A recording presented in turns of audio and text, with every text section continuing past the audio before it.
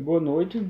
Estarei falando um pouco agora sobre a temperatura corporal, que é um dos sinais vitais da nossa apresentação.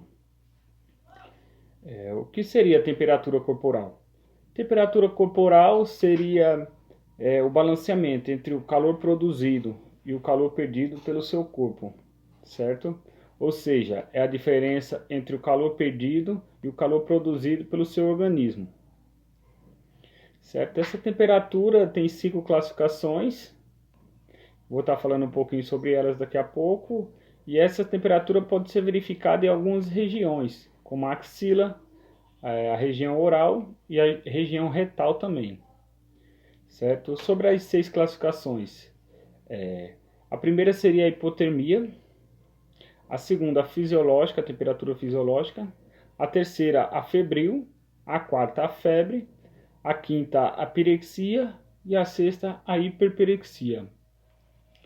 O que seria a hipotermia? A hipotermia seria uma temperatura igual ou abaixo de 35 graus, onde o indivíduo que se encontra nesse estado sentiria sensação de frio, tremores, espasmos musculares, ia sentir também, ia sentir um pouco de confusão mental e a pele ficaria muito fria, ficaria gelada.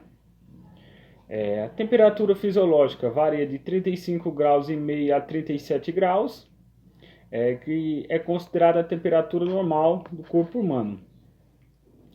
O estado febril, de 37 graus e meio a 38 graus, que é o começo da febre, onde seu corpo começará a esquentar. Já a febre é de 38 graus a 39 graus, onde seu corpo realmente já estará quente. A pirexia vai de 39 graus a 40 graus, e a hiperpirexia vai acima de 40 graus o seu corpo estiver, você estará com hiperpirexia, certo? E correrá alguns riscos, como convulsões, e pode levar até a morte, certo? Esse aqui é um medidor da temperatura corporal, que eu acho que todo mundo conhece, que é um termômetro. Muito simples de usar, ligou ele, esperou aparecer as letras, colocará debaixo da sua axila, certo? Esperar ele apitar, já que ele é um termômetro digital. Na hora que ele apitar, mostrará para você a sua temperatura corporal. Sobre os batimentos cardíacos, é importante a gente lembrar que a normalidade, a faixa normal entre o número de batimentos cardíacos varia entre 60 a 90, podendo chegar também de 50 até 100. Mas nesses casos já é bom ficar bem atento e procurar um médico. Isso serve, claro, para pessoas adultas e saudáveis e em repouso. Uma forma da gente fazer o cálculo dos batimentos por minuto é, primeiramente, contar durante um minuto no paciente, mas também há outras formas de fazer mais simples, que são, por exemplo, fazer a contagem em 10 segundos e aí multiplicar por 6, ou fazer a contagem em 15 segundos, multiplicar por 4, por 20 segundos, multiplicar por 3, ou seja, fazendo a multiplicação de acordo com o tempo que foi contado até bater um minuto e multiplicar também o valor. Sobre as regiões de medição, nós temos várias regiões, mas as principais são a temporal, a artéria temporal, que está situada no osso temporal, ao lado da orelha, a carótida, aqui no pescoço, a do pulso, que é a mais conhecida, a radial. Temos também a tibial posterior, que está localizada entre o calcâneo e o talos. Temos o braquial, que o nome já diz, no braço. Temos a poplítea, que está atrás do joelho, da articulação do joelho. E para terminar, também temos a artéria femoral, que como o nome já diz, está situada no fêmur. Sou aqui o aluno Pedro, eu junto com o João Vitor vou falar um pouco sobre a respiração. A gente dividiu pela quantidade de componentes no grupo e vamos dividir a parte de respiração. eu vou falar um pouco sobre a definição dos tipos de respiração e dos procedimentos a prestar, os procedimentos básicos a serem prestados à vítima. Eu vou falar um pouco sobre a eupneia. A eupneia é uma respiração boa, normal, não trabalhada, e ela também é conhecida por duas definições. Também são chamadas de a respiração silenciosa e a frequência respiratória de repouso. Também temos a apneia. A apneia é a ausência da interrupção momentânea da respiração, que gera a obstrução completa da passagem de ar para os pulmões. Também temos a dispneia.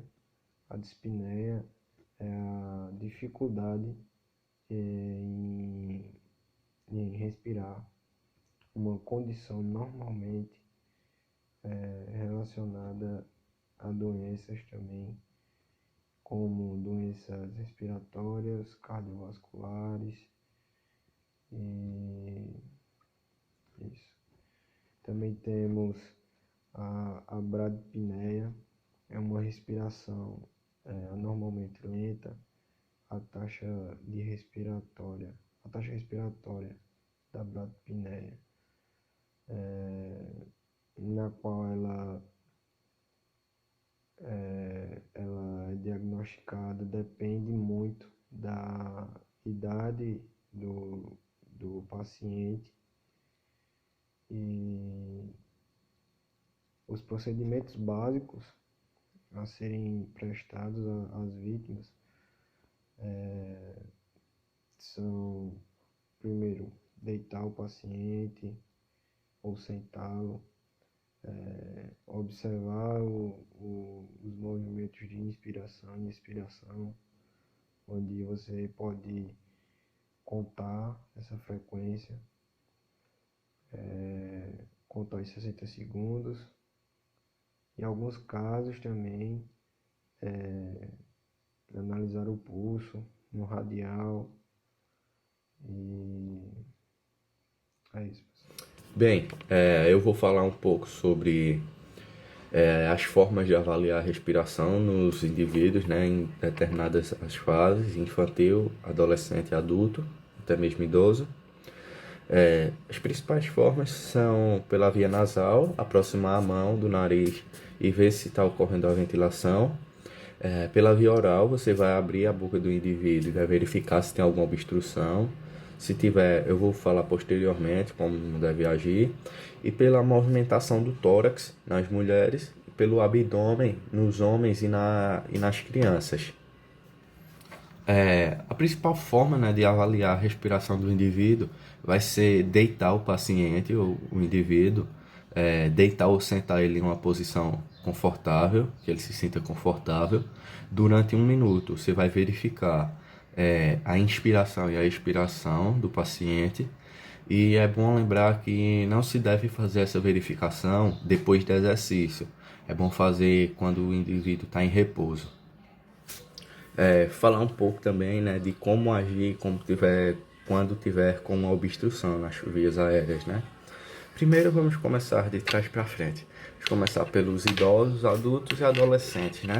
É uma maneira mais fácil, mais simples.